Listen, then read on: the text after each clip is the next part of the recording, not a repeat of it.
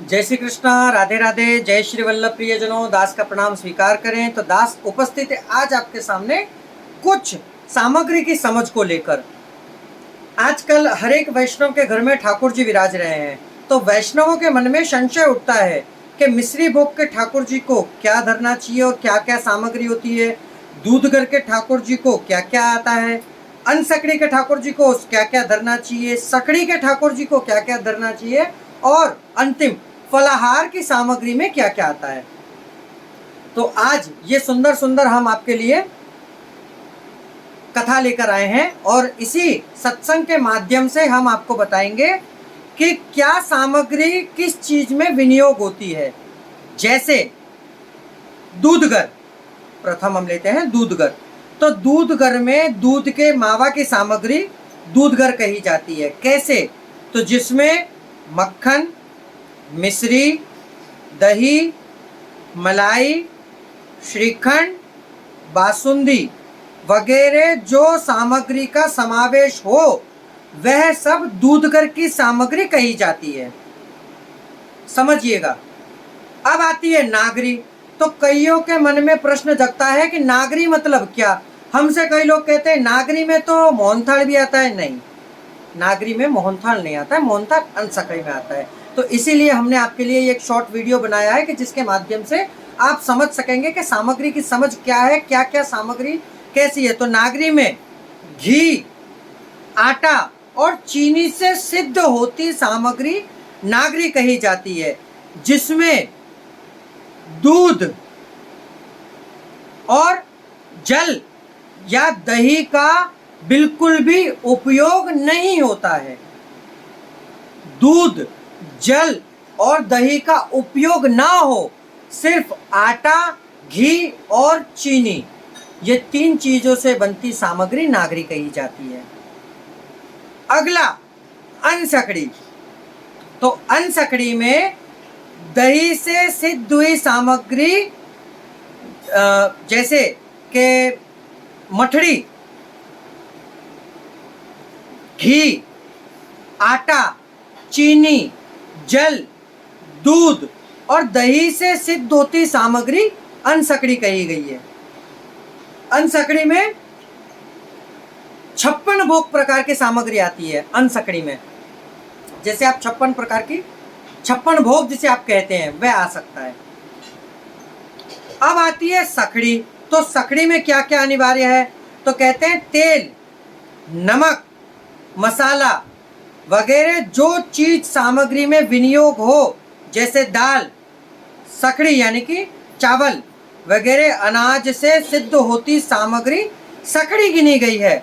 उनमें जब आटा, तेल, जल ये सब मिश्रित होता है, जैसे हमने चावल बनाए तो चावल तो सकड़ी यही है, परंतु जैसे हमने दाल बनाई तो दाल में जल की भी आवश्यकता है, मसालों की भी आवश्यकता है और तेल की भी आवश्यकता है, अंतिम नमक की भी आवश्यकता है। तो ये सकड़ी हो गई।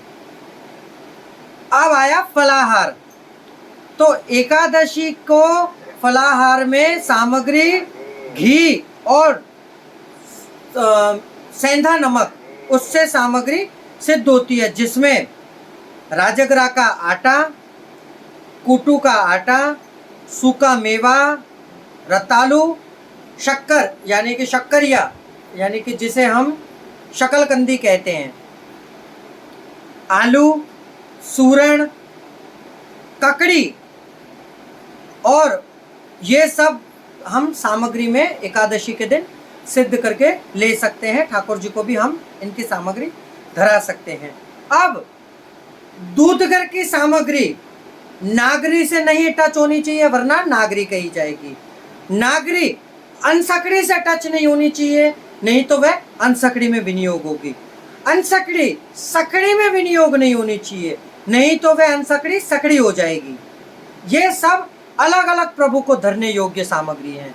इसलिए आप सामग्री बनाते समय खास विशेष ध्यान रखें कि जब सामग्री बनाएं, और सामग्री जब आपके पास जैसे व्यवस्था कम है, सामग्री बनाई आपने तो आपको एक ही जगह पर सब धरनी है, तो आप मेंढ कर दीजिए। सामग्री बनाने के बाद सबसे पहले आप दूधगर की सामग्री बनाइए।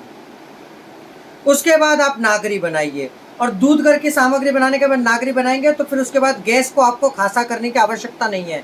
जैसे आपने पहले सकड़ी की सामग्री बना ली, अब आपने सकड़ी बनाई और आपको बाद में याद आया कि आपको तो नागरी बनानी बाकी है, तो फिर आपको जिस गैस पर सामग्री आप सिद्ध कर रहे हो या चूल्हे पर सिद्ध कर रहे हो उसे लीपा पोती करनी पड़ेगी और गैस को साफ खासा करना पड़ेगा।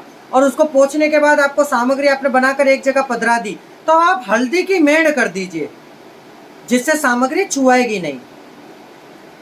हल्दी की मेड़ करना अति आवश्यक है, वरना सामग्री सब एक हो जाएगी। आपने कई जगह देखा होगा कि अन्नकूट ठाकुर जी को धरते हैं तब पहले मिश्री की सामग्री, मिश्री यानी कि दूध घर की सामग्री आती है तो हल्दी की मेड़ आती है, उसके बाद में नागरी सामग्री आती है दूध घर की तो उसकी मेड़ आती है, इसके बाद में अनसकड़ी आती है, अनसकड़ी की मेड़ आती है, फिर आती है सकड़ी, तो सकड़ी करने के बाद फिर कोई मेड़ की आवश्यकता नहीं है। उसी प्रकार सामग्री जब आप बनाए तो फुल सावचेती रखें।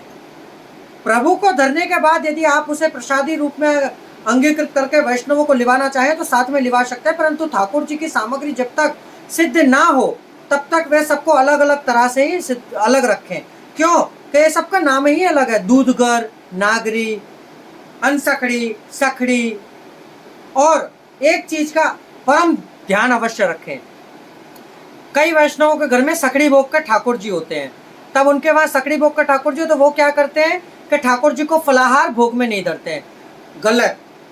आप यदि फलाहार करते हैं तो ठाकुर जी का सकड़ी का जो क्रम है वह तो रहेगा ही रहेगा, चाहे आप एकादशी रहते हो या ना रहते हो, परंतु ठाकुर जी के नेक में कोई त्रुटि नहीं पहुंचेगी, वह नेक आएगा।